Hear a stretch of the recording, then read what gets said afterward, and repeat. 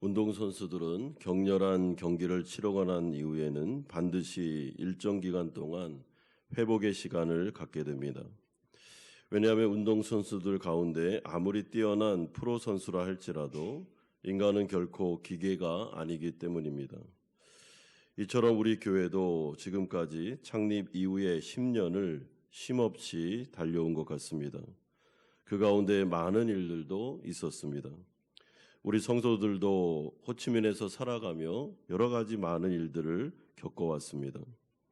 그래서 저는 2024년도 올해 한가운데 하나님께서 우리 교회와 성도님들 또한 교역자들 모두를 위로해 주시고 전인격적으로 회복시켜 주시기를 간절히 바라는 마음에서 건강한 예수제자 공동체라는 표의 첫 번째 부제로 회복을 잡았습니다. 하나님께서 올 한 해 우리 모두를 위로해 주시기를 소망합니다.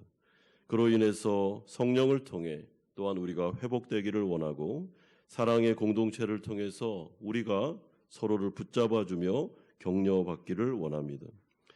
우리는 어제 12제자들이 사명자로 부르시는 예수님의 모습을 살펴보았습니다. 주님은 제자들을 세상으로 보내시면서 내가 세상 끝날까지 너희와 항상 함께 있으리라 라고 약속하셨고 그분이 바로 온 우주의 왕이심을 말씀해 주셨습니다. 그러므로 제자들은 사도행전의 말씀을 보면 주님의 능력으로 자신들에게 맡겨진 사명은 끝까지 잘 감당합니다. 성령께서 이들을 붙잡아 주시자 완전히 다른 사람들처럼 능력의 사람이 된 것입니다. 여러분, 이와 같이 우리가 오늘 살펴볼 엘리야라는 이 구약의 선지자는 마치 사도행전, 신약의 사도행전 시대를 살았던 사람처럼 하나님의 놀라운 능력과 기적과 성령의 힘으로 자신의 사명을 감당했던 사람입니다. 그러니까 이 엘리야라는 선지자는 굉장히 독특한 사람인데 구약을 살았음에도 불구하고 엄청난 체험을 한 사람이 바로 이 엘리야라는 위대한 선지자였습니다. 또한 하나님과 그의 나라를 위해 열정과 헌신으로 따지면 타의 추종을 불허할 정도로 대단한 믿음을 가진 사람이었습니다. 하지만 어떻게 된 영문인지 오늘 본문에 보시면 엘리야가 완전히 영적으로 침체되어 육체적으로는 탈진이 되어서 로뎀나무에 누워있는 모습을 보게 됩니다. 도대체 어떤 일이 있었길래 이 능력의 선지자 엘리야가 이처럼 연약한 한 노인으로 전락해버린 것일까? 왜 이 가운데서 로뎀나무 아래에서 이렇게 죽여달라고 그는 외치고 있는 것인가? 그 이유를 우리가 오늘 살펴보려고 합니다.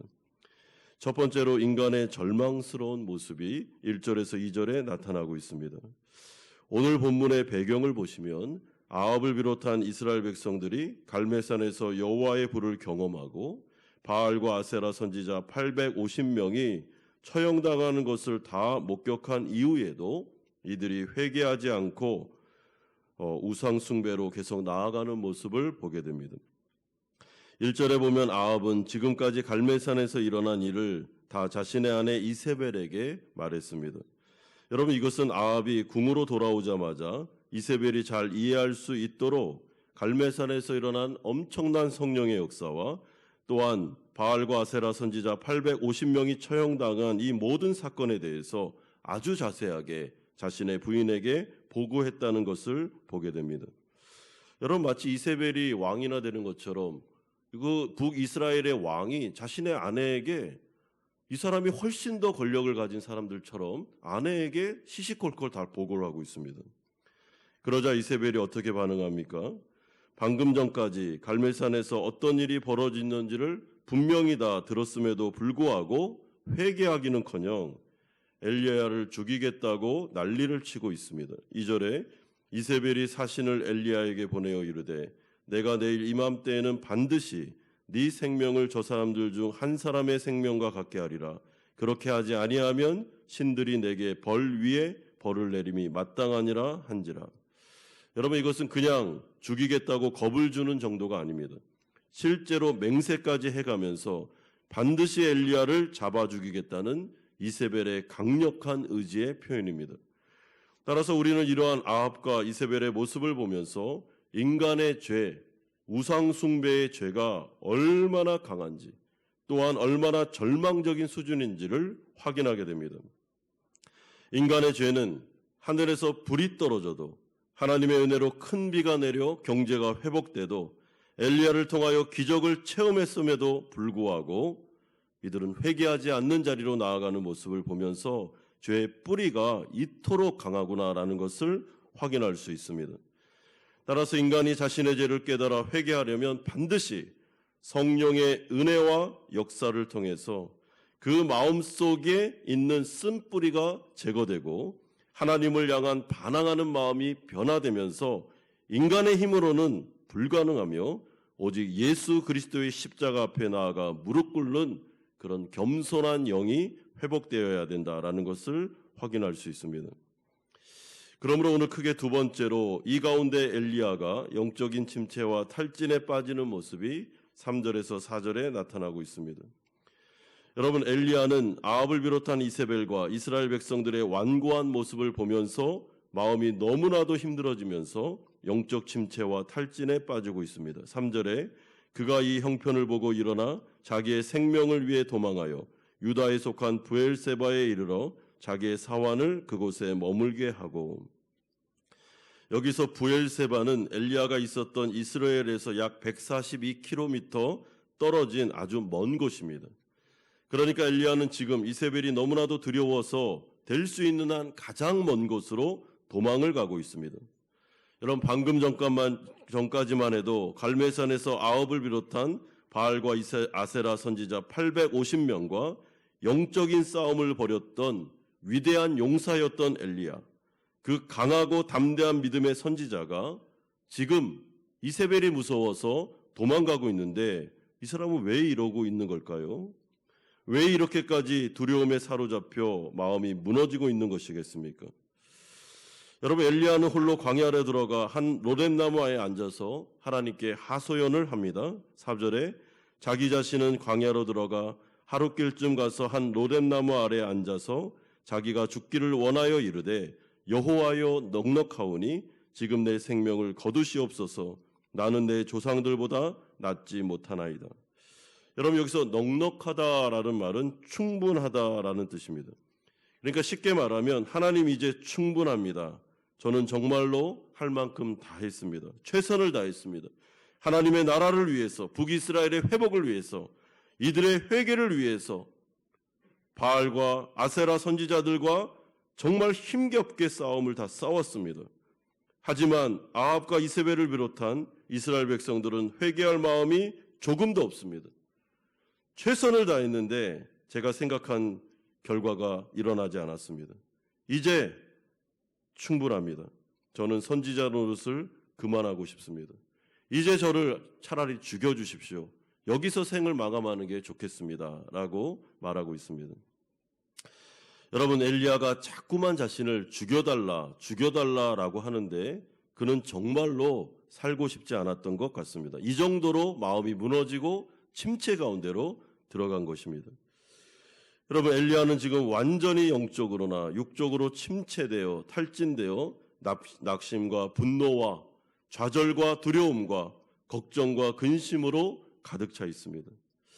그렇다면 엘리야는 왜 이렇게 극심한 영적인 침체와 완전한 탈진을 경험하고 있을까?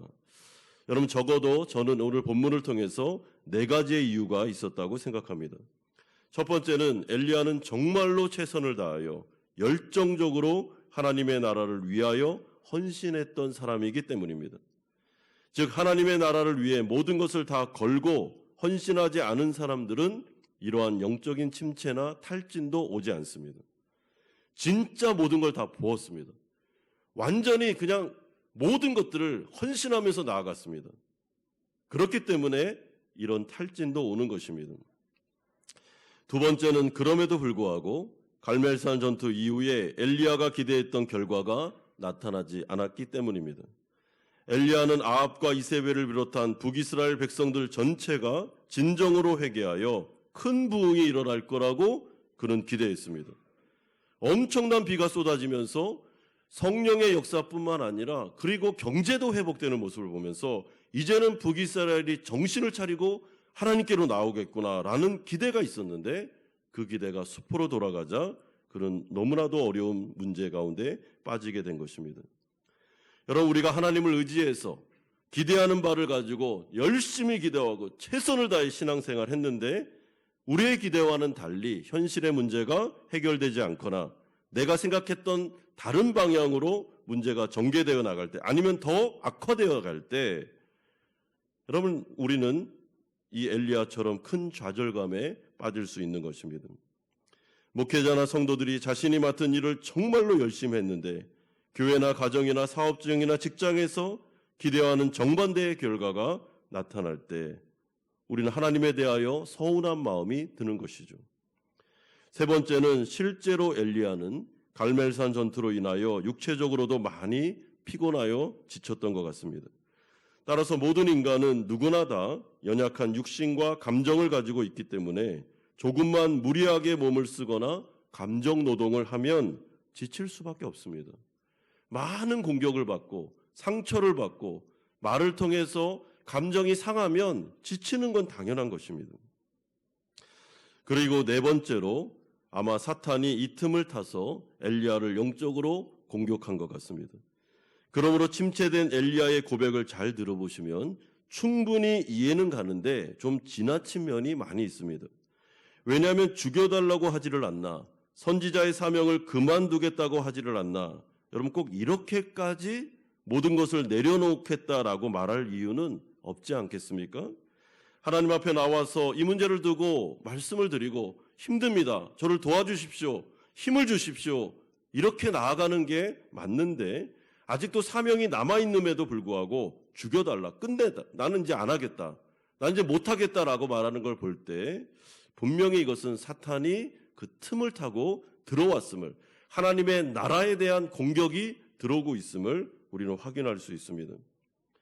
그러므로 우리는 이러한 엘리야의 모습을 보면서 영적인 교훈을 얻을 수 있습니다. 엘리야 선지자가 이 정도라면 여러분 우리도 충분히 낙심할 수 있고 지칠 수 있으며 하나님의 일을 하다가 영적으로 침체될 수 있다라는 것을 기억할 필요가 있습니다. 우리는 로봇도 아니고 기계도 아닙니다. 여러분, 어떻게 보면 목회자나 성도들 누구나 이 세상을 살아가며 하나님의 나라 일을 감당하며 영적 침체나 탈진이 오는 것은 자연스러운 현상일 수 있습니다. 여러분, 그렇다면 이럴 때 우리는 어떻게 해야 되겠습니까? 지혜롭게 엘리야처럼 성경적인 방법으로 나아가야 됩니다. 솔직하게 자신의 마음을 하나님 앞에 말씀드리는 것입니다. 하나님, 저 요즘 굉장히 힘듭니다. 많이 지쳐 있습니다. 정말로 최선을 다해 하나님의 일을 했는데 제 생각과 다르게 일이 진행되고 있습니다. 저를 도와주십시오. 저에게 다시 능력을 주십시오. 여기까지 이야기하면 좋은 것이죠. 그런데 죽여달라, 못하겠다, 그럼 이것은 좀 아니라고 생각합니다. 그러므로 마지막 세 번째로 하나님께서 드디어 엘리야를 찾아오셔서 위로하시는 장면이 5절에서 8절까지 나아가고 있습니다. 여러분, 감사한 것은 하나님께서 로뎀나무 아래에 누워있는 엘리야를 찾아오셨다는 사실입니다. 여러분, 엘리야를 그냥 내버려 두지 않았습니다. 주님께서 그를 찾아오셔서 어루만져 주시며 위로하고 있습니다. 5절에 로뎀나무 아래에 누워 자더니 천사가 그를 어루만지며 그에게 이르되 일어나서 먹으라 하는지라. 여러분, 여기서 어루만졌다라는 것은 그냥 이렇게 쓰다듬어 줬다라는 뜻이 아닙니다. 하나님의 권능의 손으로 그에게 다시 능력을 부어주셨으며 그를 위로하고 회복시켜주는 장면입니다. 그게 사랑의 표현이죠.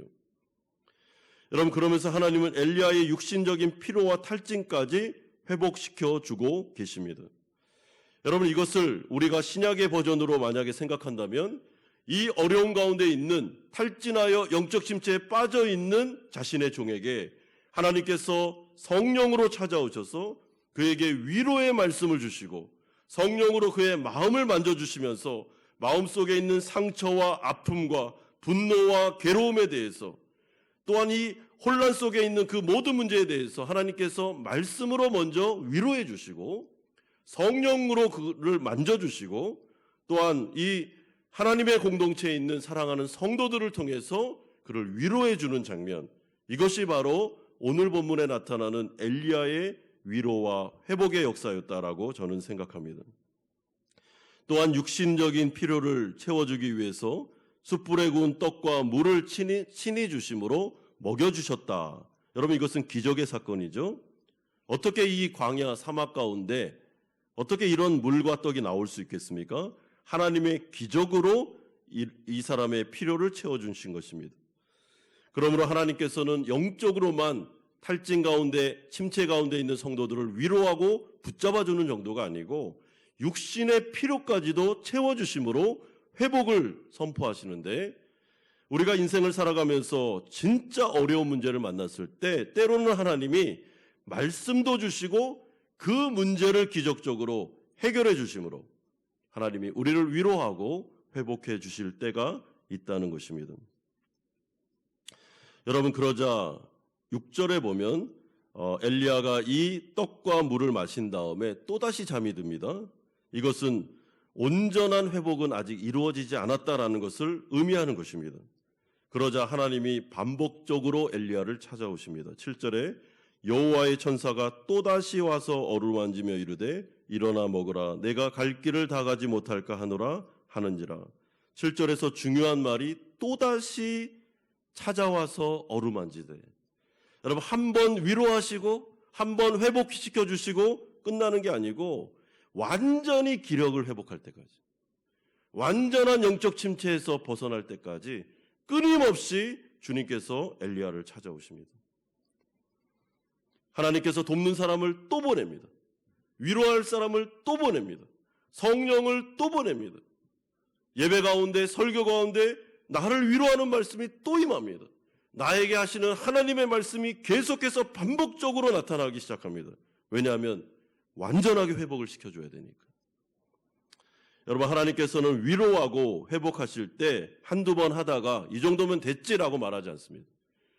그 마음속에 있는 상처가 아물 때까지, 그 사람의 마음에 있는 어려움이 해결될 때까지 하나님께서는 계속 반복적으로 찾아오시는데 성령과 사랑의 공동체를 통하여 찾아오십니다. 여러분, 그러자 어떻게 되었습니까? 이 능력과 하나님의 은혜를 통해서 이제 엘리야가 회복되는 모습이 나타나고 있습니다. 여러분, 그렇다면 하나님은 왜 엘리야를 찾아오셔서 이렇게까지 반복적으로 회복시켜 주시고 위로하고 이런 일을 하실까요? 7절에 보면 네가 갈 길을 다 가지 못할까 하노라. 이 말이 무엇인가 하면 엘리야에게는 아직 남겨진 사명이 있었기 때문입니다. 엘리야야, 넌 지금 죽으면 안 된다. 그리고 선지자 사명을 그만하겠다고 하는데 하나님의 입장에서는 아직 사명이 많이 남아 있었습니다. 엘리야가 해야 될 일이, 아주 중요한 일이 있습니다.